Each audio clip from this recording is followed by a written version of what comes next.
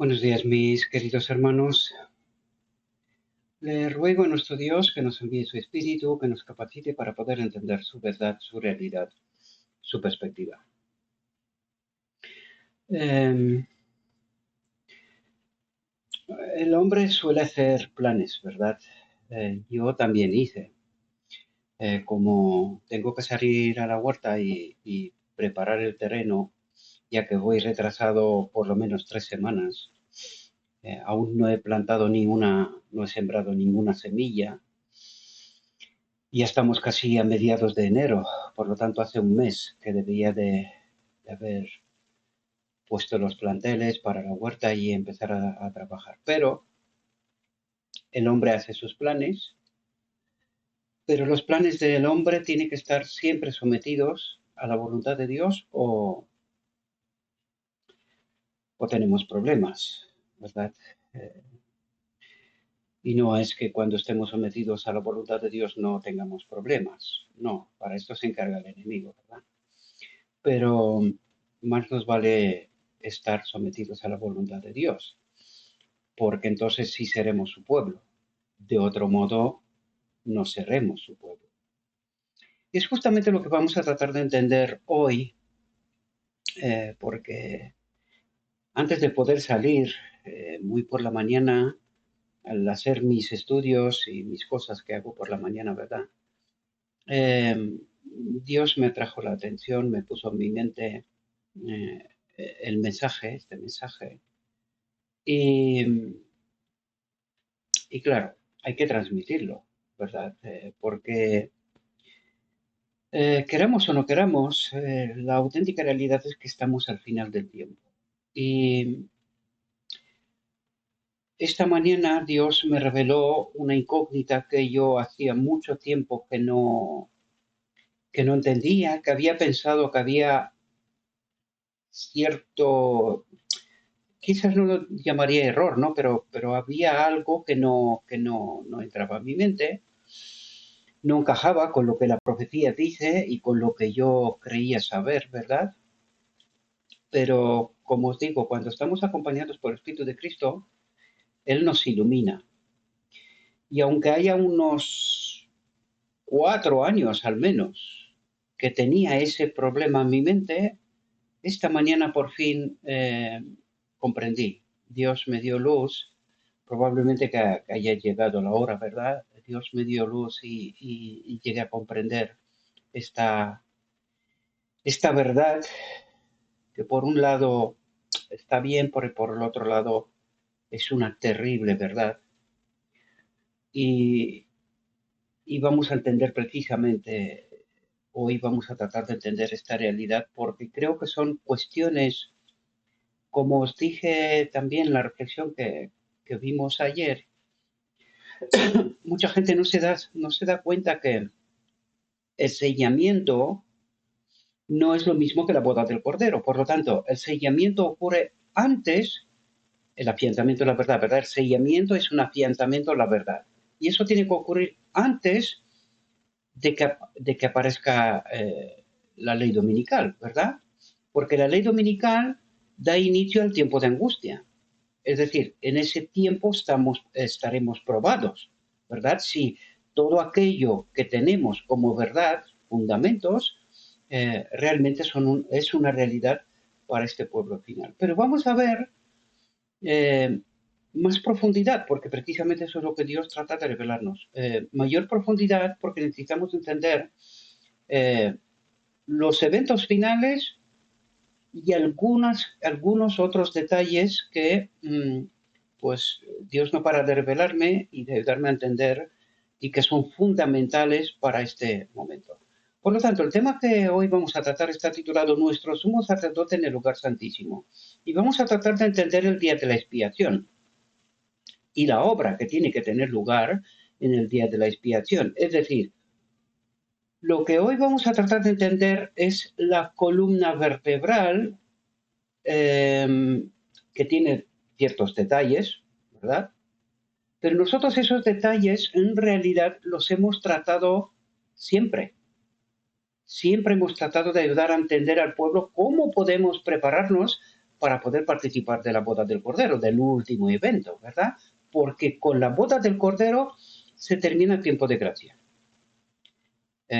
Cristo cambia de vestiduras y se pone las vestiduras de rey o de venganza, depende de cómo el ángulo que queramos ver, los dos son reales.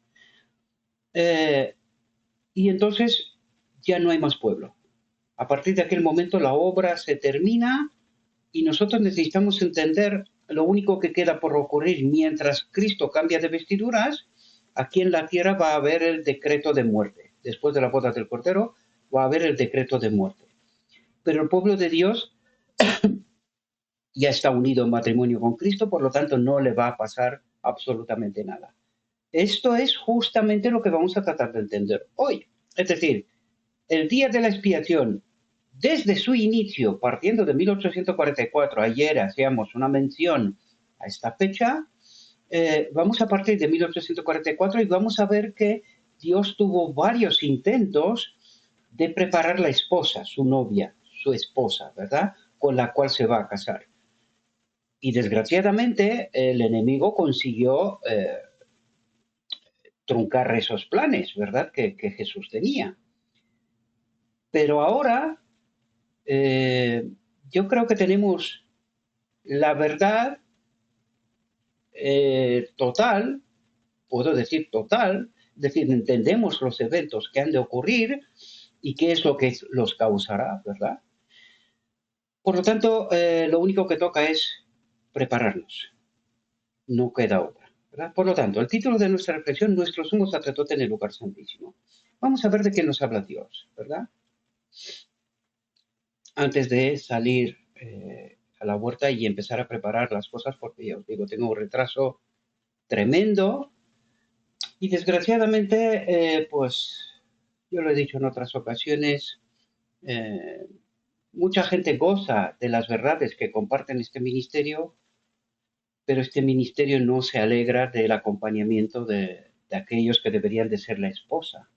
Hoy vamos a ver qué tipo de carácter tiene que tener esposa y qué obra. Porque mucha gente está confundida y cree que va a participar de la boda del Cordero de cualquier manera. Estamos profundamente equivocados, queridos. Estamos equivocados. Necesitamos entender la profundidad del Evangelio. Y es justamente lo que estamos tratando de hacer. Entender la profundidad del Evangelio porque queremos ser la esposa. Y no aquel hombre que trata de entrar en la boda del Cordero pero que será echado fuera. ¿Verdad? Aquel hombre sabía que hay una boda del Cordero. Trató de participar de ella, pero estaba vestido de su justicia, de un carácter muy personal, muy suyo. Entonces, no podrá participar. Nosotros necesitamos el carácter de Cristo. Amar como Cristo amó. Obrar en justicia como Jesús obró. Por lo tanto, es muy distinto tener el carácter de Jesús y tener la teoría de la verdad, porque teoría de la verdad mucha gente tiene, pero tener el carácter de Cristo es una cosa bien distinta. Y hoy la vamos a ver. Bien, dice, el tema del santuario fue la llave que abrió el misterio del chasco de 1844. Vamos, y estamos hablando del día de la expiación, vamos a tratar de entenderlo. Como he dicho, lo que nos presentará aquí es una síntesis, la columna vertebral, y de los detalles hemos hablado largo y tendido en este ministerio, largo y tendido, ¿verdad? Y seguiremos hablando mientras Dios me dé luz, ¿verdad? El tema del santuario fue la llave que abrió el misterio del chasco de 1844. Dice, abrió la vista a un sistema completo de verdad. Eso es muy interesante aquí. Abrió la vista, claro. ¿Qué ocurre? Que el pueblo de Dios hasta aquel momento, y necesitamos entender cuál es el pueblo de Dios, os lo voy a presentar en una síntesis, rápido. En la venida de Cristo, Cristo preparó un pueblo, ¿verdad? Los apóstoles, y a partir de los apóstoles, los cristianos, el cristianismo, aquellos que seguían a Cristo, su doctrina, ¿verdad? Su verdad, su evangelio. Rápidamente el enemigo metió confusión en medio del pueblo de Dios. en medio de esta confusión, a través de los siglos, ¿verdad? Aparece Roma. Roma sigue durante mucho tiempo hasta que Dios despierta a Lutero, es decir, hace la reforma y saca un remanente de esta iglesia que está en apostasía, ¿verdad? Bien, este es el protestantismo, ¿verdad? Pero el protestantismo sigue hasta 1844, es decir, alcanza el mensaje, el mensaje del primer ángel y el mensaje del segundo ángel. Pero el mensaje del tercer ángel lo alcanza una vez entrados en el día de la expiación, ¿verdad? Y es justamente lo que necesitamos entender, el mensaje del tercer ángel, acompañado por el cuarto, que es Cristo mismo, ¿verdad? El cuarto ángel del Apocalipsis es Cristo mismo. Por lo tanto, en el 1844, ¿qué es lo que hace Dios? Necesitamos entender que en el movimiento milerita todos eran de iglesias protestantes. Estudien la historia y os vais a dar cuenta que todos que participaron de este movimiento eran del movimiento protestante. Bien. Recuerde que en 1844, en primera fase, mucha gente aceptó, pero una vez pasado, 22 de octubre de 1844, según el decreto que se dio en 457, creo que fue de Artasese, creo, si no mal recuerdo, en otoño, ¿verdad? Pues primero ellos creían que eran primavera, pasó la fecha, luego fue en otoño, pasó la fecha y aparentemente no pasó nada. Pues ese movimiento milerita se desvaneció hasta el punto que quedaron un puñado de gente, muy poquita gente, como resultado de este movimiento milerita. Es decir, Dios de nuevo vuelve a sacar un remanente, pero en este caso no de Roma, sino del movimiento protestante, porque hay que entender la puerta cerrada, es decir, cuando Cristo pasa del lugar santo al lugar santísimo, se cierra la puerta del lugar santo. Por lo tanto, todos aquellos que no entraron en el día de la expiación quedaron con la puerta cerrada, es decir, en el lugar santo y en oscuridad, en plena oscuridad, según la profecía. ¿Vale? Y eso es justamente lo que nos trata de decir aquí. Que Dios, a este remanente que sí que pasó en 1844, sí que permaneció fiel, aun siendo muy pocos, a este les abrió la vista a un sistema completo de verdad, conectado y armonioso, mostrando que la mano de Dios había dirigido el gran movimiento adventista. Adventista significa aquellos que esperan la segunda venida de Cristo, ¿verdad? Y revelando el deber presente al traerlo a iluminar la posición y la obra de su pueblo. Es decir, Dios saca un remanente del movimiento protestante. Y de hecho la iglesia adventista se llama neoprotestante. Es decir, nuevos protestantes. ¿Por qué? Porque los protestantes han claudicado. Viernes noche vamos a tratar de entender lo que acabo de deciros con mucho más detalle, ¿verdad? Lo vamos a tratar en la reunión con los hermanos, porque voy a preservar las reuniones de viernes noche y a lo largo de la semana, según tenga tiempo y me acompañe el tiempo, si no puedo trabajar fuera, trataré de preparar, aunque me cuesta bastante trabajo, preparar una exposición, pero trataré de hacerlo, ¿verdad? El que manda es Dios, ¿verdad? Si Dios me da palabra, yo me someto, ¿verdad? Por lo tanto, eso es lo que está ocurriendo. Es decir, a ese remanente del movimiento milerita, Dios le abre la vista a un sistema completo de verdad, conectado y armonioso, mostrando que la mano de Dios, es decir, lo que les está demostrando es el santuario. No solamente Daniel 8:14, 2300 tardes y mañanas, sino que les abre la mente para poder entender el santuario, los tipos y los antitipos, la realidad que Dios trató de revelar desde los tiempos de los judíos a través del santuario, pero que nosotros no lo entendemos, ¿verdad? Desconectados de su espíritu no podemos entender a Dios. Y eso es lo que hemos tratado a lo largo del ministerio de explicar esta realidad. Bien, así como los discípulos de Jesús, después de la terrible noche de angustia y desilusión, se alegraron al ver al Señor, así se regocijaron ahora aquellos que habían esperado con fe su segunda venida. Habían esperado que apareciera en gloria para recompensar a sus siervos. Al verse frustradas sus esperanzas, habían perdido de vista a Jesús y con María en el sepulcro clamaron: se han llevado a mi Señor y no sé dónde lo han puesto, ¿verdad? Y esta fue la sensación que experimentaron ellos a partir de 1844. ¿Qué ha pasado? ¿Dónde está el Señor? La profecía está. ¿Pero por qué no ha venido? Claro, ahora vamos a entender por la profecía que el pueblo no estaba preparado. Y vamos a entender, pero desgraciadamente no solamente ellos no estaban preparados. Os vais a dar cuenta que ni nosotros. Mucha gente hoy se pregunta, ¿por qué no viene Cristo? No hay más fechas, no hay más profecía, ¿verdad? Pero ¿cuánto tiempo hace desde 1844 que estamos esperando a Cristo? Sin una fecha concreta, ¿verdad? ¿Cuánto tiempo hace? Aunque hay profecía, no hay fechas.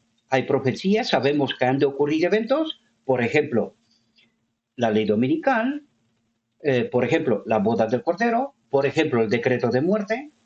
Estas son profecías previas al advenimiento visible de Cristo, porque vamos a ver que hay un advenimiento invisible y que en realidad este advenimiento invisible es muchísimo más importante que cualquier otra cosa. Y cuando ocurrirá este evento, aquí en la tierra no ocurrirá gran cosa, no ocurrirá nada. Y todos aquellos que no participan de aquel evento, y vamos a ver de qué modo participan, no serán el pueblo de Dios, queridos. Eso es terrible, por eso os decía yo que Dios me reveló esta mañana cosas y o sea, cada vez que profundizo en la verdad se me están poniendo los pelos de punta, honestamente, porque yo creo que este pueblo, o sea, esta generación está completamente desprevenida, no está para nada preparada para lo que está por venir. Sigamos, porque si no se me va el tiempo. Dije, ahora, en el lugar santísimo, volvieron a verlo a él, su compasivo sumo sacerdote, que pronto aparecería como su rey libertador. ¿Qué es lo que ocurre? Que se dieron cuenta que 2300 tardes y mañanas apenas termina con la obra del lugar santo. Y que según el santuario, el sistema completo de verdad, según el santuario, aún faltaba el día de la expiación, la obra del día de la expiación, ¿verdad? Y por eso entendemos que en 1844 Cristo entra en el día de la expiación, entra a la boda del Cordero, en el tiempo de la boda del Cordero, pero el pueblo no está preparado. El pueblo en este momento no entiende nada. O sea, no está preparado para este evento, aunque debería de haber estado. Porque la obra del lugar santo es precisamente, según el tipo, la obra del santuario judío. Todo aquel que no se preparaba durante el año no podía participar del día de la expiación. Por lo tanto, se entiende que en este momento, 1844, cuando empieza el día de la expiación, todo aquel que no se ha preparado antes no podía participar del día de la expiación. Y es precisamente lo que estamos viendo. A partir de, o sea, ¿quién resiste esa prueba del 22 de octubre de 1844? Un puñado de gente. Un remanente muy pequeño. Cuidado con los tipos y antitipos. Por eso trato de advertiros una y otra vez. Mucha gente se piensa que aquí vamos a entrar en manada. Están equivocados. En 22 de octubre de 1844, los que pasaron fueron muy pocos. Muy pocos. No voy a dar números porque no tiene ningún sentido, pero pasaron muy poquitos, queridos. Tipo, antitipo. Y todos los demás quedaron en la puerta cerrada, es decir, en plena oscuridad. ¿Quiénes son todos los demás? Todo el mundo, queridos. A nosotros nos parece esto que es una broma, que no puede ser. Que Dios quiere salvar a todo el mundo. Querer salvar, sí quiere salvar. Salvos serán muchos. Pero vía muerte, vía descanso. Lo vamos a ver por la profecía, queridos, porque esto es lo que entendí yo después de tantos años de estudio. Por fin entendí algo que nunca me encajó. Y hoy lo vamos a ver. Y vais a ver que son un puñado de gente va a ser salva al final del tiempo. De nuestros días, queridos. No son bromas. Lo vamos a ver por la profecía, ¿verdad? Por lo tanto, dice, ahora en el lugar santísimo volvieron a verlo a él, su compasivo sumo sacerdote, que pronto aparecería como su rey libertador. La luz del santuario iluminaba el pasado, el presente y el futuro. Sabían que Dios los había guiado por su infalible providencia. Aunque al igual que los primeros discípulos, ellos mismos no habían comprendido el mensaje que llevaban, sin embargo, había sido correcto en todos los aspectos. Al proclamarlo habían cumplido el propósito de Dios y su trabajo no había sido en vano en el Señor. Es decir, aunque permanecieron una manita de personas, ¿verdad? Un puñado de gente, la obra de esta gente es fundamental para nosotros hoy.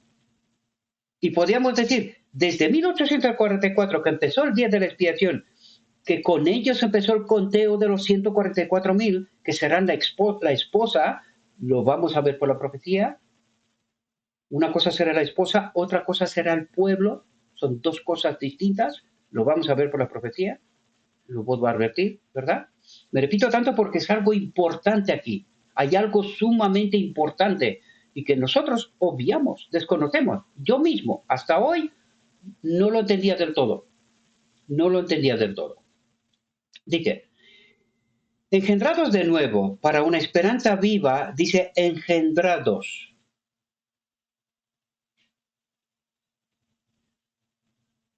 ¿Cómo fue Cristo al principio? Engendrado del Padre, ¿verdad? ¿Qué nos dice aquí? Engendrados de nuevo para una esperanza viva. ¿Qué fue lo que recibieron en este momento? El acompañamiento del cuarto ángel de Apocalipsis, mis amados. Engendrados de nuevo para una esperanza viva, se regocijaron con gozo inefable y lleno de gloria. ¿De qué está hablando? Recibieron el acompañamiento del cuarto ángel, que es Cristo mismo. El acompañamiento, he dicho. Lo digo bien, ¿verdad? Porque este pueblo primero tiene que ser preparado para poder acudir a la boda, ¿verdad? Y entremos en tema. Dice, tanto la profecía de Daniel 8:14, hasta 2300 días, entonces el santuario será purificado, el santuario será purificado, tiene doble significado esto.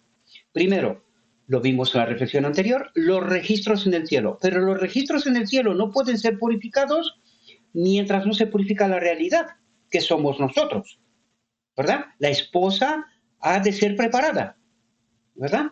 Por lo tanto, en el cielo no puede ser purificado los registros, mientras aquí en la tierra no estamos purificados, santificados en la verdad. Lo hablamos en la reflexión anterior, ¿verdad?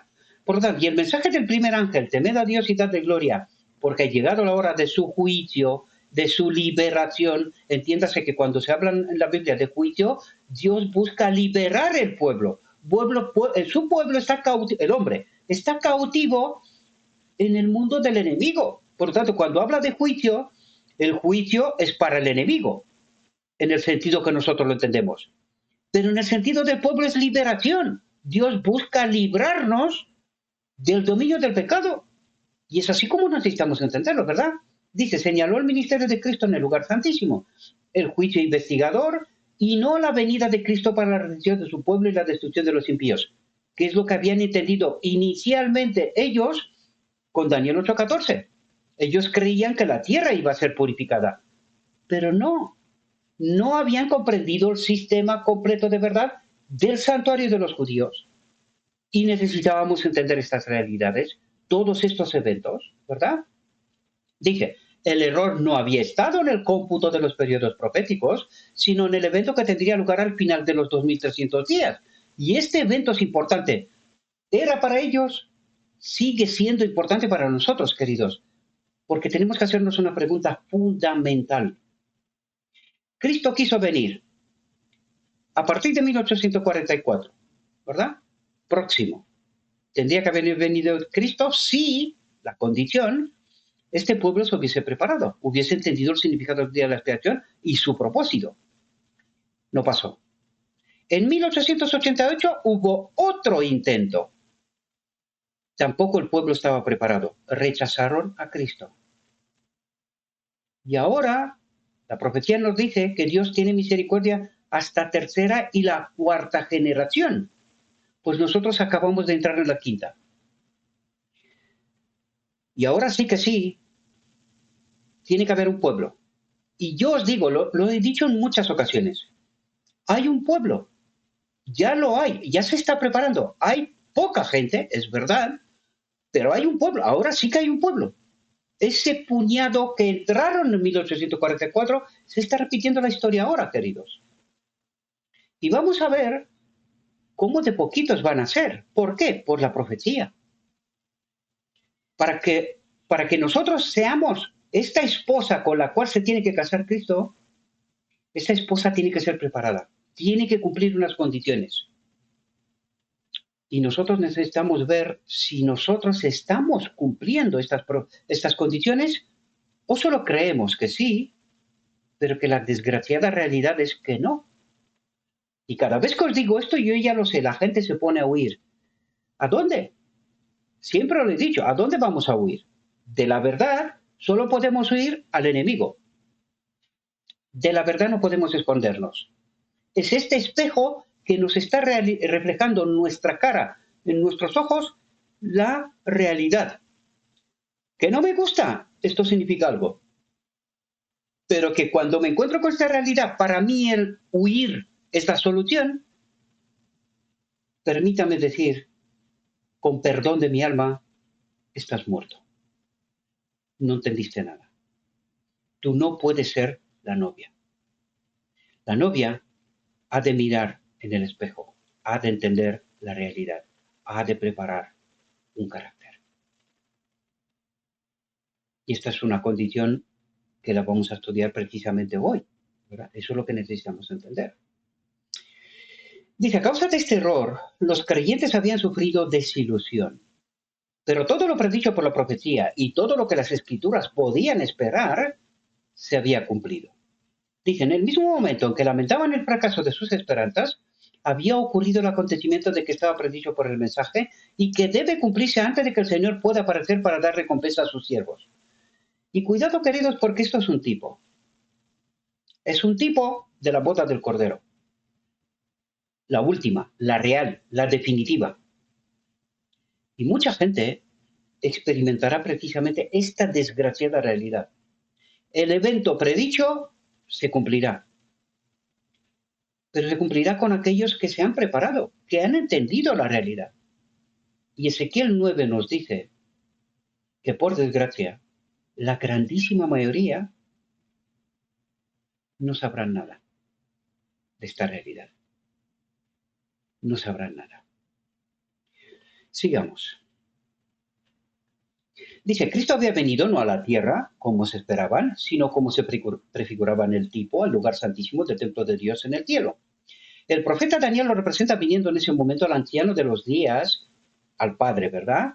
Vi en visiones de la noche y aquí entre las nubes del cielo venía uno como el Hijo del Hombre, Jesús, nuestro hermano mayor, ¿verdad? Y venía no a la tierra, sino al anciano de días, al Padre, y lo acercaron delante de él.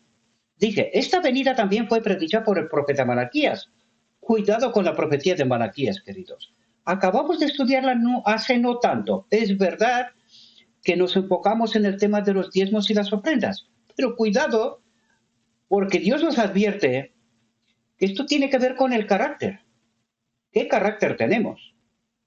Y yo os digo que desde que os prediqué aquel tema no ha cambiado nada en absoluto. Seguimos igual de mal, sino peor que entonces. Esa es la profunda realidad. Y la pregunta es, ¿de verdad entendemos la profecía? ¿Entendemos nosotros la secuencia de eventos de Malaquías? Porque Malaquías nos habla del día de la expiación, queridos.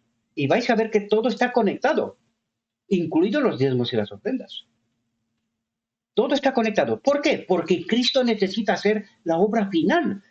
¿Se necesita ayuda para eso? Sí. ¿Por qué se salva solamente un puñado? Ya empezaremos a entender cosas mucho más profundas, queridos. Mucha gente piensa que aquí pedimos por pedir y tal. No, no. Yo ya os lo dije desde la reflexión anterior, que desde el sábado pasado el enemigo ha obrado, y ha obrado bien, ha obrado bien, eh, incluso en el tema económico, ¿verdad? Pero yo lo que espero es de Cristo, no de nadie. Yo simplemente reflejo la realidad, lo que cada uno haga lo que en su conciencia considere oportuno. Y créanme, esto también tiene que ver con el carácter que esa esposa tiene que tener. No lo digo yo, está la profecía. Si lo queremos entender bien y si no lo queremos entender, bien, cada uno toma su decisión y asume las consecuencias también, ¿verdad? Dije, esa venida también fue predicha por el profeta Malaquías. Dije, de repente vendrá a su templo el Señor a quien buscáis, el mensajero del pacto. Cuidado que dije, vendrá a su templo el Señor a quien buscáis. ¿A quién buscamos nosotros? ¿A quién en la visión de los dos tronos el pueblo pide? ¿Qué es lo que pide? Padre, danos tu espíritu, ¿verdad? ¿Quién es el mensajero del pacto?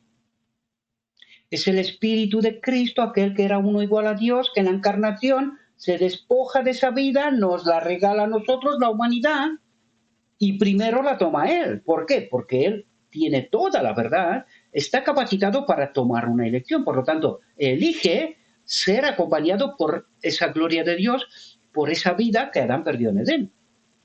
Y de eso nos está hablando Malaquías, ¿verdad? Hemos hablado en repetidas ocasiones, no me detendré demasiado, pero sí lo suficiente para que podamos entender de qué va el día de la expiación, ¿verdad?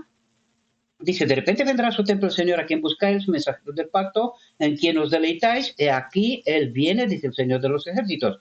Malaquías 3. Dice, la venida del Señor a su templo, atentos, dice, fue repentina. Fijaos, 1844. Se aplica en esto.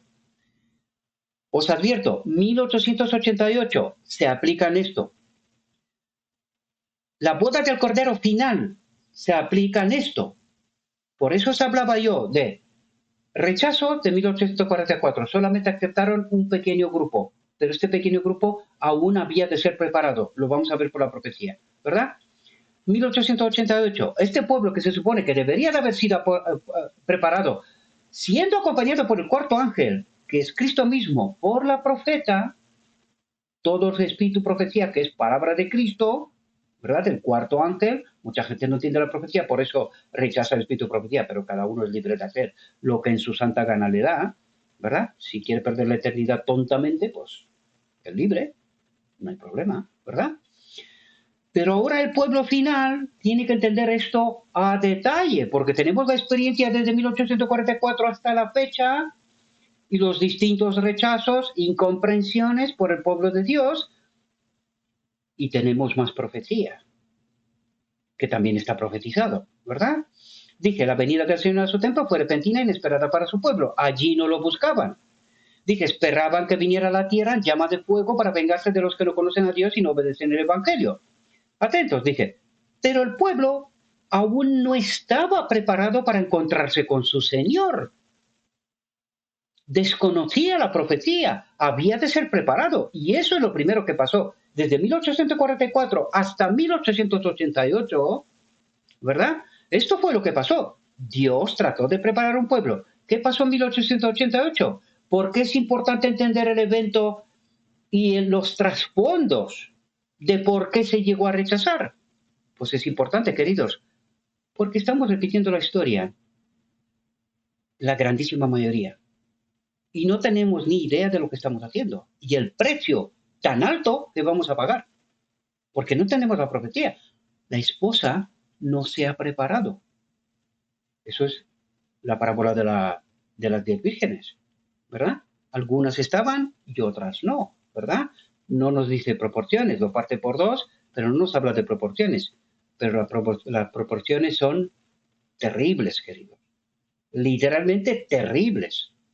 Dice, todavía les quedaba una obra de preparación por realizar, ¿verdad? Dice, atentos, se les daría luz. ¿Más luz?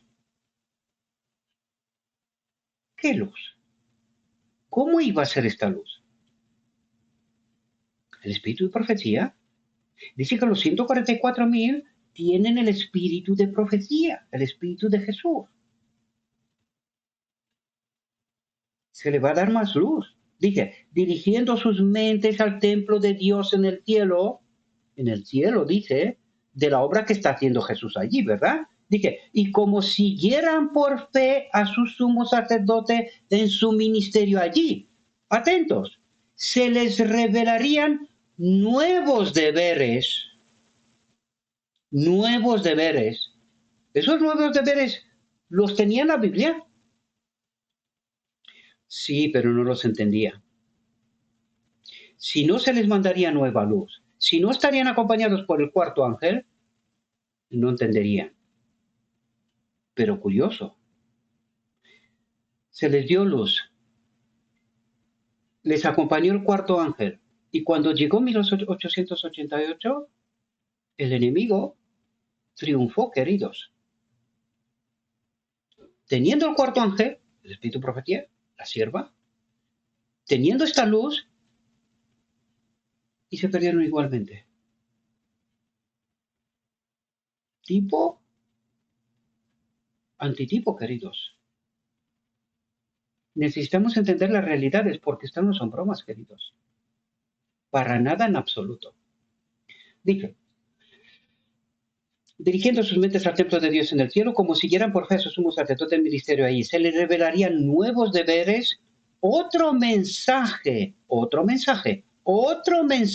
de advertencia e instrucción debía ser dado a la iglesia. ¿Qué es el espíritu de profecía? Ah, no, son consejos y cositas por estilo. ¿No es otro mensaje? ¿Lo teníamos en la Biblia? Sí, pero está tan profundo que no lo entenderíamos por nosotros mismos tan fácilmente, ¿verdad? Por lo tanto, otro mensaje de advertencia e instrucción debía ser dado a la iglesia. Sin este mensaje, sin esta instrucción, no hay pueblo. Por lo tanto, es importante entender este mensaje, esta advertencia, esta instrucción para que haya una esposa, una novia con la cual se case Cristo. Sí, queridos. Vamos a verlo por la profecía, ¿verdad? Dice el profeta, ¿quién podrá soportar el día de su venida? Hablo de la venida visible, ¿verdad? Porque antes de la venida visible hemos de ser preparados. Y eso es lo que nos ayuda a entender de qué modo vamos a ser preparados. Dice, ¿y quién estará en pie cuando Él aparezca? Porque Él es como fuego de afinador y como jabón de lavado, y se sentará como afinador y purificador de plata, y purificará a los hijos de Levi. Cuidado con los 144.000, son sacerdotes por la orden del Melquisedec junto con Cristo. Y hoy lo vamos a entender qué importancia tiene esto, porque es tremendo, ¿verdad? Y dice, purificará a los hijos de Levi, a los que sirven junto con Cristo en esta obra final. Son sacerdotes por la orden de Melquisedec con Cristo. Y esto tiene una importancia tremenda hoy, queridos, hoy, no en otros momentos, hoy. Dice, y los purificará como a oro y a plata. ¿Los purificará de qué? De la falsa doctrina, del vino de Babilonia, queridos, ¿verdad? Dice, para que ofrezcan a Jehová una ofrenda en justicia. Y si no se ofrece una ofrenda en justicia, no hay pueblo. Y eso necesitamos entenderlo, porque mucha gente lo relativiza. Creen entender el Evangelio, actúan según le parece, pero no saben que nosotros tenemos que ser purificados y nos tenemos que quedar con un escrito está, y de allí no nos mueva, aunque se vayan por las montañas, que nos caigan encima. No nos movemos de un escrito está. ¿Por qué? Porque solamente así podemos ser la esposa de Cristo. No por mis opiniones, no por mis pareceres, no por mis teorías, no por el vino de Babilonia. Dice, atentos, aquellos que vivan sobre la tierra, cuando cese la intercesión de Cristo en el santuario celestial, deben permanecer ante los ojos de un Dios santo sin mediador. Aquí no cabe nada que no sea un escrito santo. Porque en el momento que hay algo que no está escrito, seremos echados fuera, según el tipo del día de la expiación del santuario de los judíos. Los que no se han preparado en la obra anual, en el lugar santo, en el día de la expiación, no pueden participar. Aunque entren, pero si no son purificados, serán echados del pueblo. Y eso es lo que trata de explicarnos, queridos. Dice, sus vestiduras deben estar sin mancha. Su carácter debe ser purificado del pecado mediante la sangre asperjada. Hablamos en la reflexión anterior. Mediante la presencia del Espíritu Santo, el que purifica nuestra mente. ¿Qué dice aquí?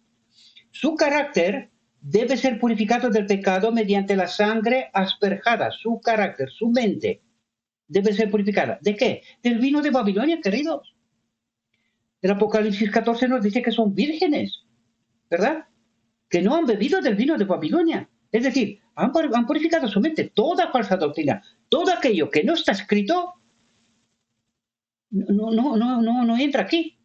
No puede estar aquí, ¿verdad? ¿Y quién hace esta obra? La sangre asperjada. ¿Qué es la sangre asperjada? El Espíritu Santo, queridos. Es el Espíritu de Cristo. Dice, por la gracia de Dios y su propio esfuerzo diligente, que muchas veces yo escucho esta aberración, queridos. Y sí, lo digo bien, aberración. Mucha gente dice, no, Cristo obrará en mí el querer y el hacer. ¿Contra tu voluntad? Tú sigues viviendo como te dé la gana, pero Cristo obra en ti santidad, ¿no? ¿Eso es lo que me quieres decir? No entendemos el Evangelio, queridos. Nosotros elegimos y Cristo actúa. Pero si no elegimos, según escrito está, Cristo no puede, no es que no quiere, no, es que no puede actuar, porque Él solo puede actuar en justicia. Entonces, si nosotros, es que os lo recuerdo siempre, mis amados, la visión de los dos tronos, dos grupos piden lo mismo, Padre, danos tu espíritu. Unos reciben el espíritu de Cristo, otros reciben el espíritu de Satanás. ¿Por qué?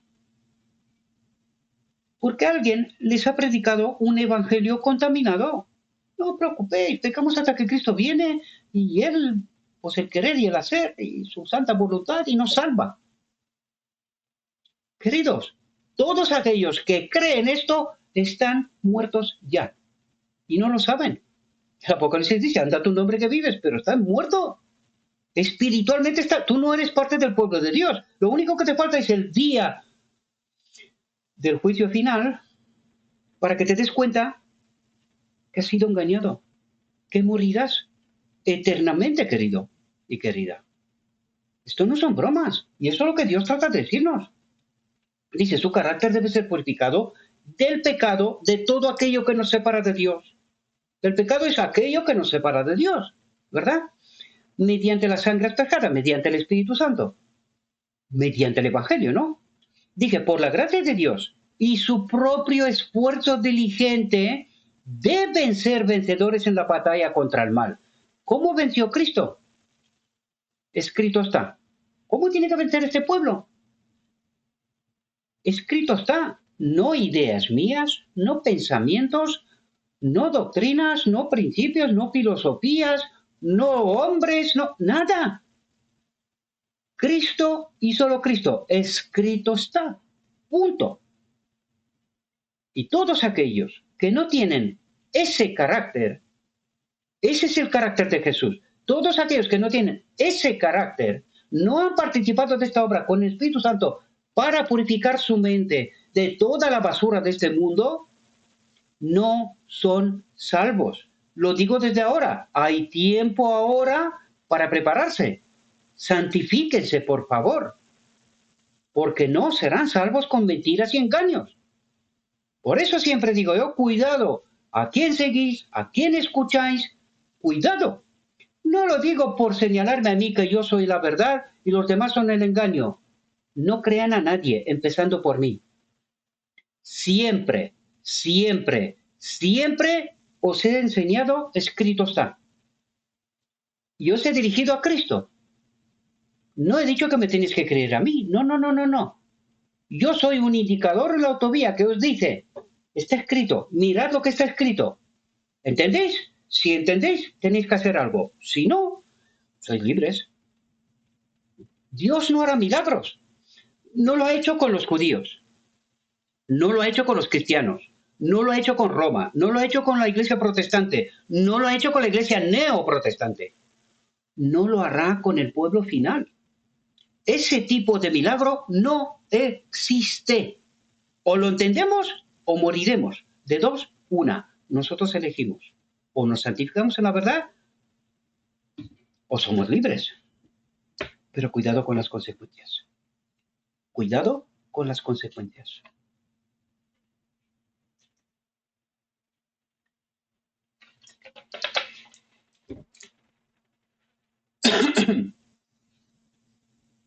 Dice, mientras el juicio investigador avanza en el cielo, mientras los pecados de los creyentes arrepentidos son removidos del santuario, porque son removidos de aquí, ¿verdad?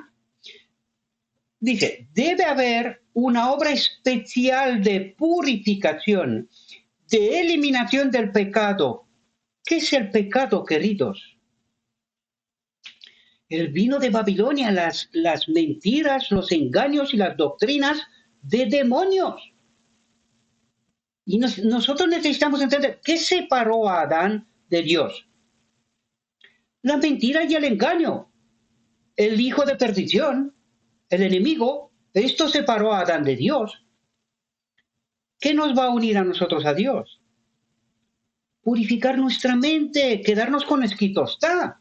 Eso es lo que trata de decirnos Dios. Vosotros quédese con lo escrito está, si queréis ser salvos.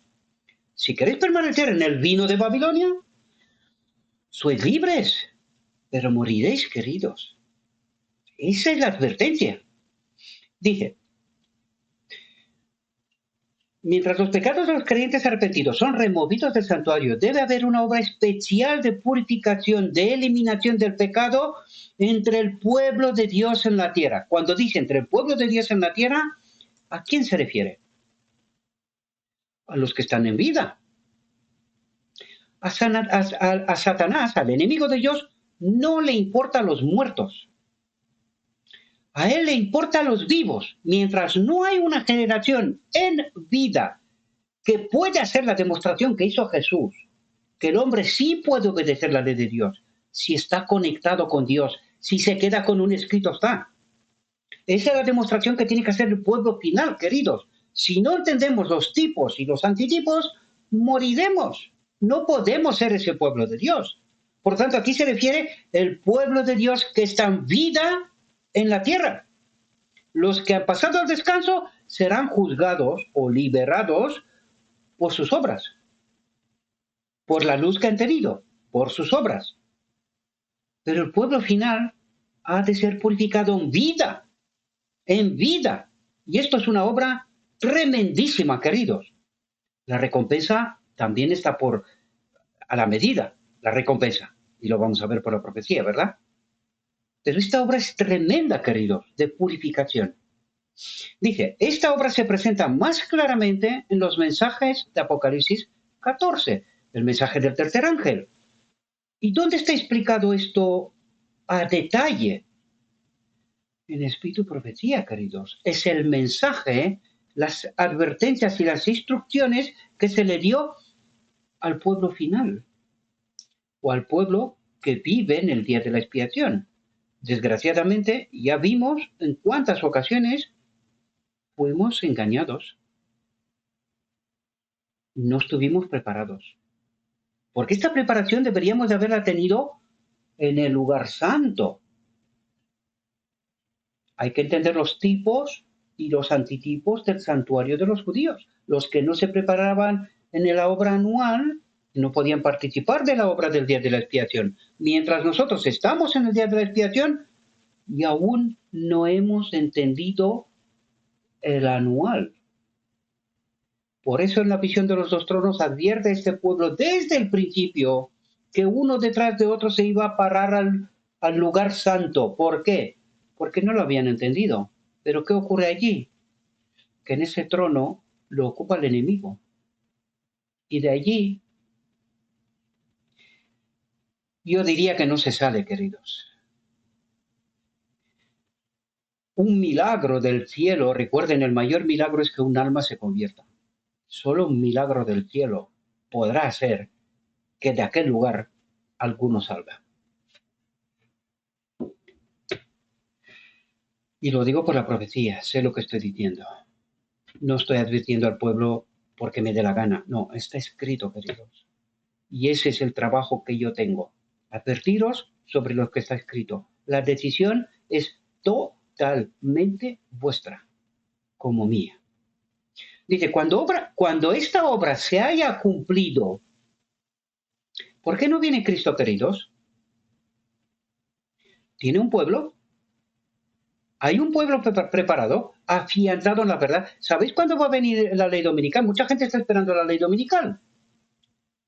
Pero ¿sabéis cuándo va a venir la ley dominical? Cuando los ángeles de Dios se retiren de la tierra. ¿Pero por qué se retiran los ángeles de Dios de la tierra?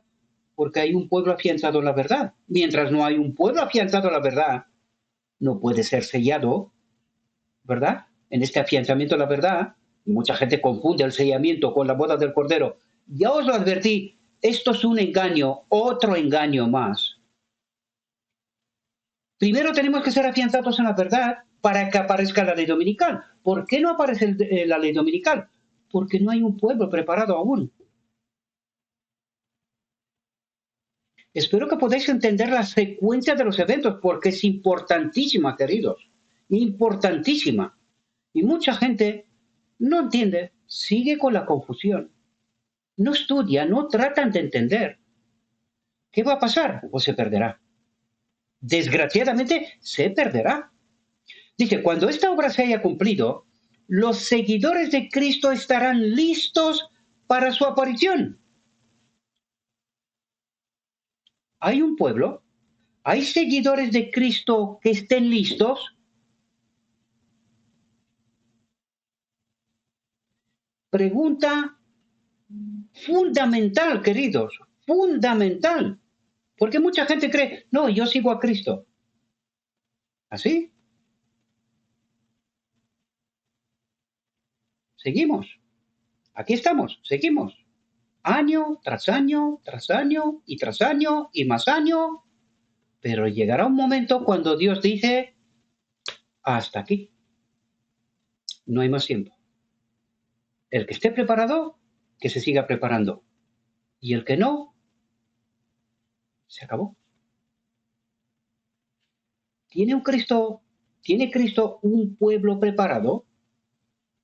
Si lo tuviera, ya hubiésemos tenido la ley dominical, la boda del Cordero y la venida visible. Pero no lo hay. Mucha gente cree, no, yo voy a la iglesia, yo soy adventista, yo soy el remanente. Muy bien, sigue. Espero que algún día despiertes, pero si no despiertes, te advierto desde ahora, estás muerto. No has entendido la profecía. De la iglesia de la Odisea ha de salir un remanente. Así que si solo eres adventista, estás muerto. Lo siento. Así de claro lo digo. Y está escrito. No tengo que contaros historias. No. Está escrito. Dice, entonces la ofrenda de Judá y de Jerusalén será agradable al Señor como en los días antiguos y como en los años pasados. ¿De qué está hablando? De Adán en Edén, antes de caer. Dice, entonces, la iglesia que nuestro Señor en su venida recibirá para sí será una iglesia gloriosa, sin mancha, ni arruga, ni cosa semejante. No lo sé si entendimos bien.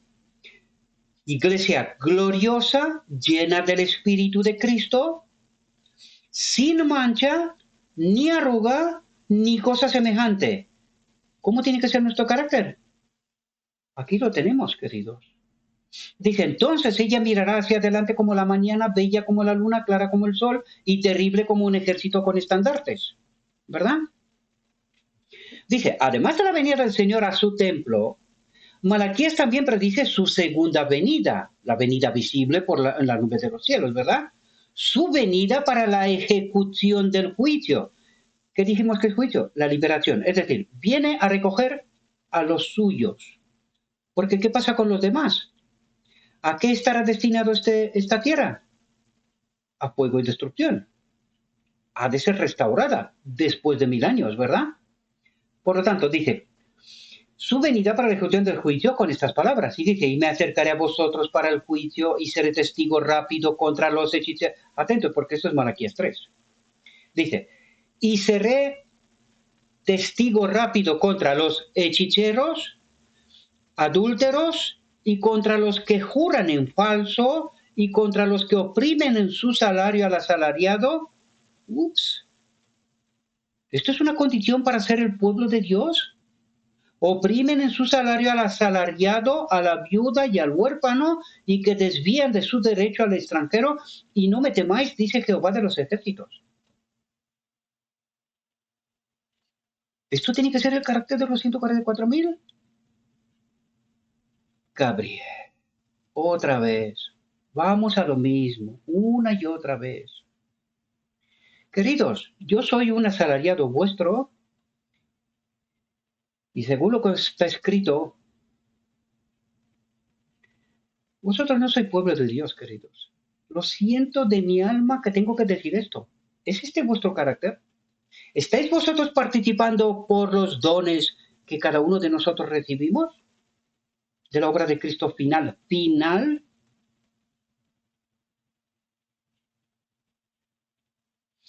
Yo digo que despierten, mis amados. Despierten. Aquí no se trata de que uno es vividor y quiere hacer. No, no. Lo he dicho muchas veces, no me conocéis. No conocéis mi condición. Y yo no os la voy a contar, más de lo que ya lo he hecho. No os voy a contar nada, porque tenéis que tener un carácter. Todo aquello que no está hecho por amor, aunque tú puedas regalar miles de millones de dólares, si no está hecho por amor a Cristo, no sirve. Miles de millones de dólares. Si no está hecho por amor a Cristo, por un carácter purificado, por un sentido de responsabilidad con Cristo en la obra final, con las almas que perecen, no sirve. Está escrito. Así que ustedes son libres de pensar lo que en la santa gana les da. Pero os vais a chocar con la realidad de frente. Yo espero que no sea demasiado tarde, aunque esta realidad os va a chocar cuando será demasiado tarde. Sois libres. Sois libres. Judas se refiere a la misma escena cuando dice, aquí el Señor viene con 10.000 de sus santos para hacer juicio sobre todos y para convencer a todos los impíos de todas sus obras impías. Dice, esta venida y la venida del Señor a su templo. ¿Cuál templo? Este templo. ¿Dónde tiene que habitar el arca del pacto? Aquí. Aquí. Aquí habla de dos venidas. La boda del Cordero, venida a su templo, venida invisible, y la venida visible final. Por lo tanto, esta venida y la venida del Señor a su templo son eventos distintos y separados. Y eso necesitamos entenderlo, porque la Odisea cree que peca hasta que Cristo viene. Pero cuando vendrá Cristo por la nube de los cielos, tu día de salvación, tu día de curación ha pasado. estás muerto. Te vas a encontrar con la realidad de frente, pero no podrás hacer nada. Ya es tarde. Ya es tarde. Dice, la venida de Cristo como nuestro sumo sacerdote al lugar santísimo para la purificación del santuario presentada en Daniel 8:14.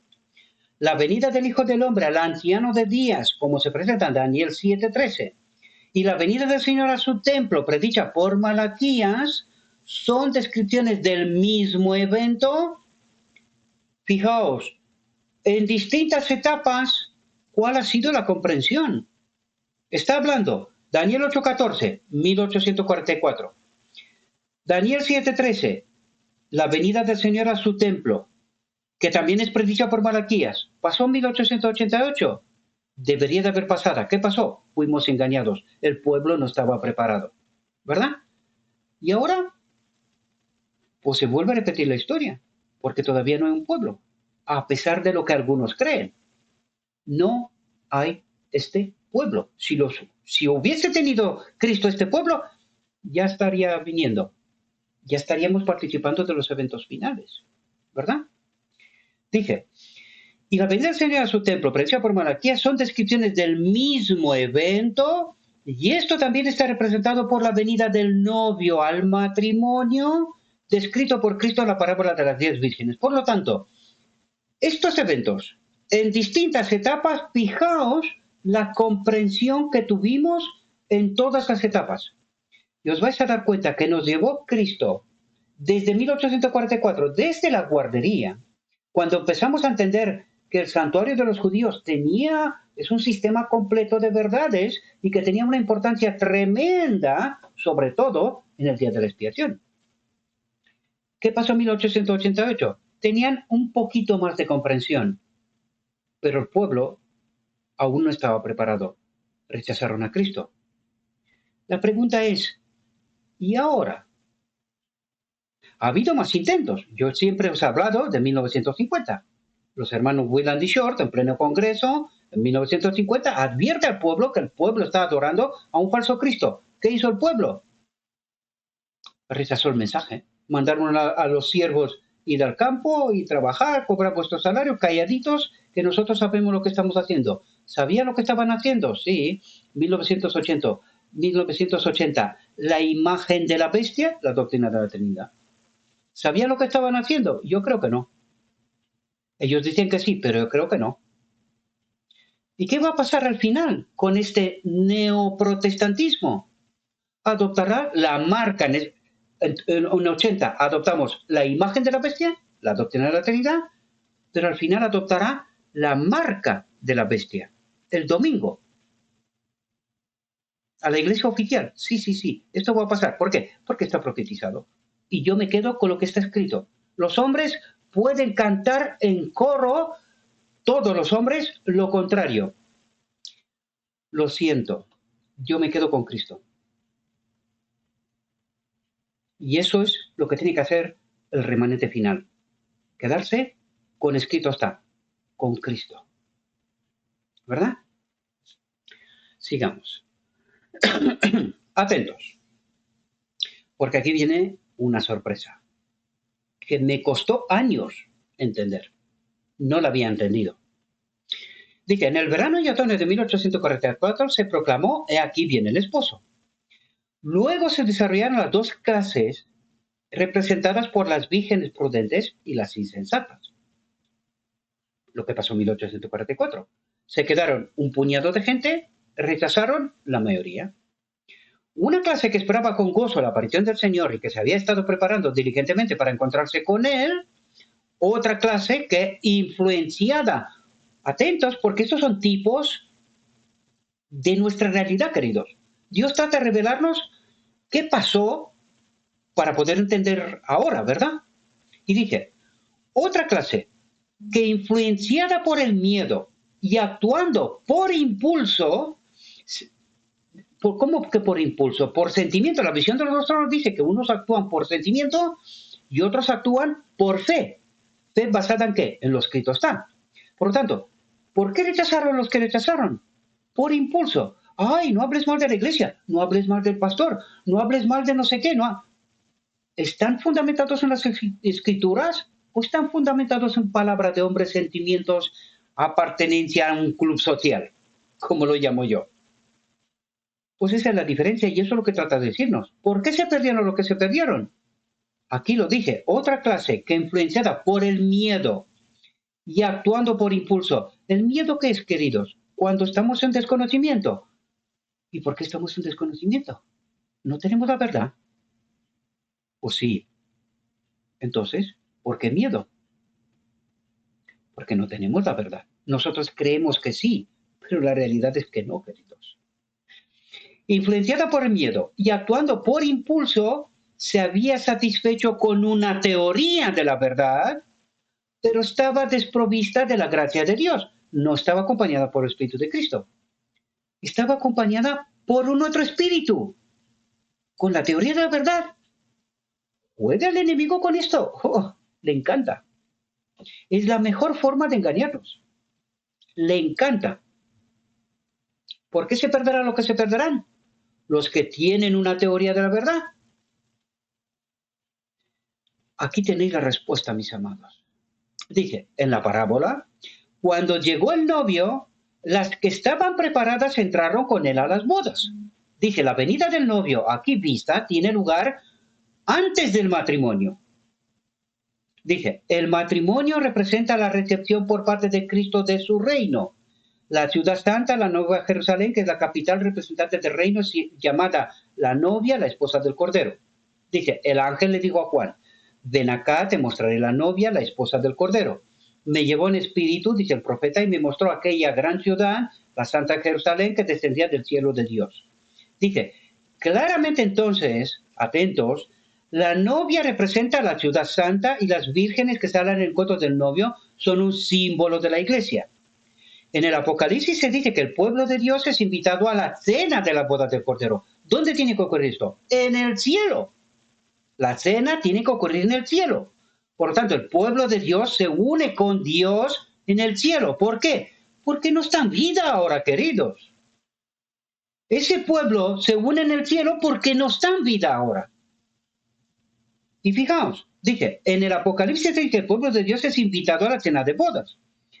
Si son invitados, dije, no podrán ser representados tan bien como la novia, porque la novia se casa ¿dónde? Aquí. Es el pueblo que está en vida. ¿Entendéis la distinción, queridos? Por lo tanto, cuidado con aquellos que quieren ser la novia. Han de tener ese carácter, ¿verdad? Aquí, en vida. Dije, Cristo, como afirma el profeta Daniel, recibirá del anciano de días en el cielo dominio, gloria y reino. ¿Dominio qué significa? Ese pueblo, no puedes tener dominio sobre nada. Hay que tener un dominio, hay que tener un pueblo. Para tener un reino necesitas un pueblo. ¿Entendéis? Por tanto, recibirá su pueblo en la cena. Pero la novia estará unida, casada con Cristo aquí. Esa novia será la esposa que acompañará a Cristo. Recuerden la profecía, los 144,000 acompañarán a Cristo allá donde esté durante la eternidad. ¿Por qué? Porque esta novia se convierte en su esposa. Se convierte en su esposa. Esta novia son los sacerdotes según la orden de Melquisedec que acompañan a Cristo siempre. Siempre. ¿Verdad? Por lo tanto, queridos, se nos ha dado un privilegio tremendísimo de ser esa novia que se va a casar con Cristo y que lo va a acompañar eternamente. Que nadie nunca antes, desde Adán hasta hoy, han tenido este privilegio, mis queridos. Nadie. Sí, lo digo bien. Nadie. Ni Adán, ni Moisés, ni los apóstoles. Pero ¿cómo es posible esto? Queridos, ¿entendéis qué privilegio tiene este pueblo final?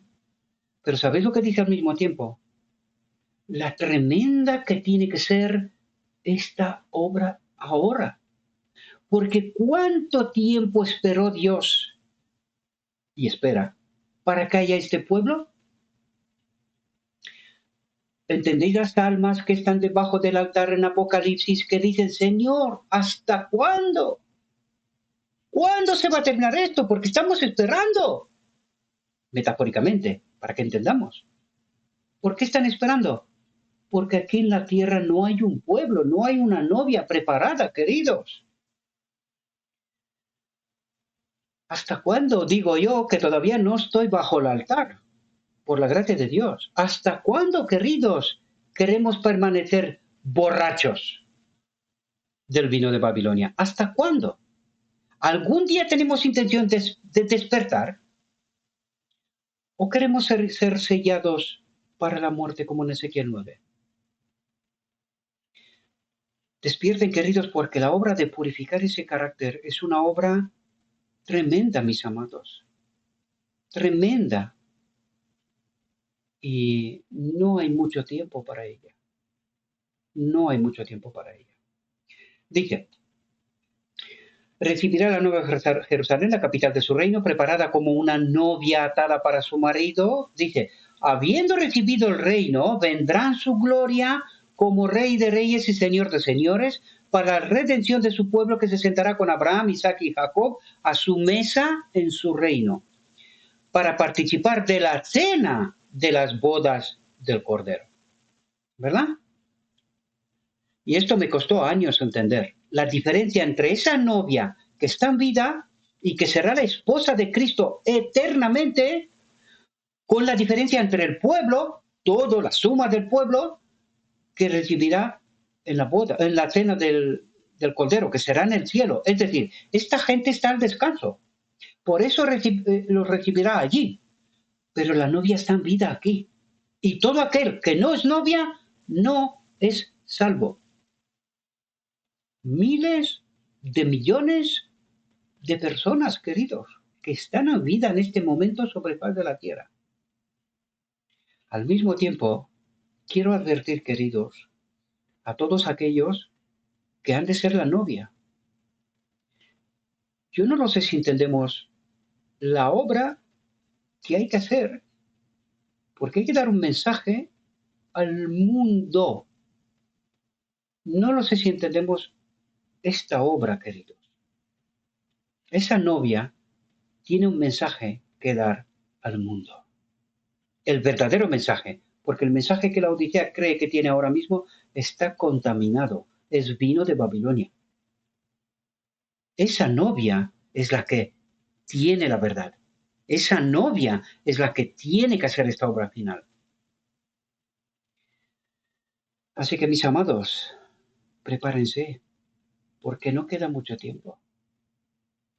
Dije, al tiempo señalado vino el esposo, no a la tierra como esperaba el pueblo, sino al anciano de días en el cielo para las bodas, la recepción de su reino. Los que estaban preparados entraron con él a las bodas y se cerró la puerta. Los que no se han preparado no entrarán. Dice, no debían estar presentes personalmente en el matrimonio porque tiene lugar en el cielo mientras ellos están en la tierra. Los seguidores de Cristo deben esperar a su Señor cuando regrese de las bodas. ¿Por qué bodas? Porque recibe a la esposa y el reino. ¿Comprendéis? Dice, pero deben entender su obra. Novia, despierten, pero deben entender su obra y seguirlo por fe mientras Él se presenta ante Dios. Es en este sentido que se dice que se casan. Espero que podáis entender, mis amados. Dice, en la parábola, fueron los que tenían aceite en sus vasijas con sus lámparas los que entraron a las bodas. ¿Qué significa esto? Fueron afianzados en la verdad. El Espíritu Santo los selló, dijo, yo he hecho la obra que tenía que hacer con ellos. Y los selló y se fue al cielo, entiendan Ezequiel 9, se fue al cielo y dijo, ya está, ya está. Y empieza toda la obra final. Necesitamos entender esto, ¿verdad? Dice, aquellos que con conocimiento de la verdad de las Escrituras tenían también el Espíritu y la gracia de Dios, el acuerdo de Dios, el afianzamiento en la verdad, el sello de Dios. Eso es la gracia de Dios, eso es lo que trata de decir. Eso es lo que tienen los que están preparados. Aquellos que con un conocimiento de la verdad de las Escrituras tenían también el Espíritu y la gracia de Dios, y quienes en la noche de su amarga prueba habían esperado pacientemente, buscando en la Biblia una luz más clara, estos vieron la verdad acerca del santuario en el cielo y el cambio en el misterio salvador, y por fe lo siguieron en su obra en el santuario celestial. Y todos los que mediante el testimonio de las Escrituras aceptan las mismas verdades, siguiendo a Cristo por la fe cuando Él entra ante Dios para realizar la última obra de mediación y al terminar para recibir su reino, todos ellos son representados como entrando al casamiento. Por lo tanto, ¿qué nos trata de decir aquí? Que a partir de 1844 empezó a formarse este pueblo. Recuerden que en 1888 solamente muy poquitos aceptaron aquel mensaje. Pero siguieron. Porque si yo os diría cuántos aceptaron aquel mensaje según lo que resulta del Espíritu Profetía, fue la sierva, John C. Waggoner en aquel momento, y muy poquitos, unos muy poquitos. Por eso estamos todavía aquí, ¿verdad? Siempre ha habido un remanente que aceptó la verdad, pero Dios necesita un pueblo, que es bien distinto, es un pueblo. Y la suma de los que empezaron en 1844 hasta el final son los 144,000 literales. Y créanme, yo mirando con los ojos de la fe, yo sé que serán 144,000 literales porque Dios no se equivoca. Pero mirando lo que está ocurriendo, yo lo he dicho siempre, queridos, ¿dónde está esta gente? ¿Dónde está? Porque solo veo a mi alrededor rechazo, más rechazo y más incomprensión. Y esto me vuelve loco, queridos. O sea, me está volviendo loco literalmente. No sé qué más hacer, honestamente.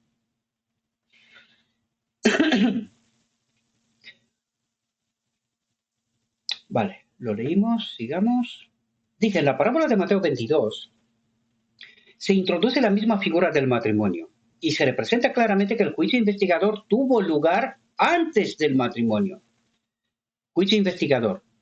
En este juicio investigador el pueblo de Dios es sellado, queridos. Es antes de que aparezca, o sea, la ley dominical no puede aparecer antes de que haya un pueblo afianzado en la verdad. Porque la ley dominical da el inicio del tiempo de angustia. Entonces, ¿cómo puede haber un tiempo de angustia si no hay un pueblo? No puede haberlo. Por lo tanto, no va a haber ley dominical hasta que no hay un pueblo afianzado y sellado en la verdad. Y nosotros necesitamos entenderlo. Y esto no tiene nada que ver con la boda del Cordero. En absoluto. La boda del Cordero es después del... O sea, está mientras hay un tiempo de angustia, está después de la ley dominical. Y después de la boda del Cordero aparece el decreto de muerte. Cuando aparecerá el decreto de muerte sabremos que el pueblo de Dios ha participado de la boda. De hecho, lo sabremos antes, por la misma voz de Dios según la visión de los dos tronos. ¿Verdad? Así que, queridos, si queremos ser afianzados en la verdad, si queremos ser sellados para esta obra final, o es ahora o nunca. Y eso es lo que trata de explicarnos aquí, mis amados. Yo creo que he terminado, ¿verdad? Sí. Dije, cuando termine la obra de investigación, cuando los casos de aquellos que en todas las épocas han profesado ser seguidores de Cristo hayan sido examinados y decididos, esta obra se haya hecho nada más entrar en 1844, es decir, esta obra está terminada con los que están al descanso. ¿Quiénes faltan? Los que están en vida, queridos. Dije, entonces, y solo entonces, se cerrará el tiempo de gracia y se cerrará la puerta de la misericordia. ¿Cuándo ocurrirá esto? Cuando se acabó la boda del Cordero. Cuando se termina la boda del Cordero, se terminó el tiempo de gracia. No habrá más. Dije, así, en la breve fase, Los que estaban preparados entraron con él a las bodas y se cerró la puerta. Somos llevados a través del misterio final del Salvador hasta el momento que se completará la gran obra para la salvación del hombre. Sin embargo, habrá un pequeño lapso de tiempo de gracia, ¿para quién? Los 144.000 tendrán que dar un mensaje al mundo. Y aquel será final. Con el decreto de muerte se sella la sentencia de la humanidad. Se acabó, ¿verdad? Y aquí se acaba nuestra reflexión también, mis queridos hermanos. Os ruego en nombre de Jesucristo, estudien. No se confíen en lo que yo les he dicho. Estudien lo que acabo de transmitiros. Quédense con lo que está escrito. Si he cometido algún error, avísenme, por favor. Pero si es verdad, prepárense, mis amados, porque el tiempo está presto. Dijo mi guía, todavía hay mucha luz que debe brillar de la ley de Dios y del Evangelio de la justicia. Este mensaje, entendido su verdadero carácter y proclamado en el Espíritu, crecerá hasta alcanzar una importancia tan grande como apenas soñéis. Quiere decir, el mensaje crecerá, no el número. No, el mensaje se le dará la importancia que requiere, no número de personas, queridos. Porque yo también estaba equivocado con esto. No.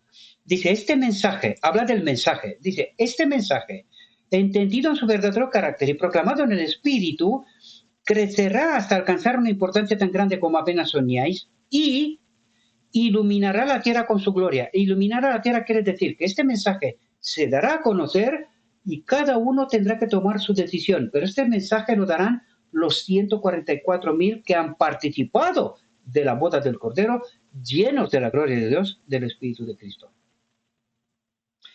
Y a esta obra, queridos, os invito. Sean parte de esta novia con la cual se casará Cristo eternamente. Le ruego a nuestro Dios que nos envíe su Espíritu, mis amados, que nos ayude a entender su palabra, su verdad, su realidad, su perspectiva, y que entendiendo, tomemos cada uno nuestra decisión, la última. Os deseo, mis queridos hermanos, que tengáis un próspero día, y en todo lo que os he dicho en nombre de Cristo Jesús. Amén.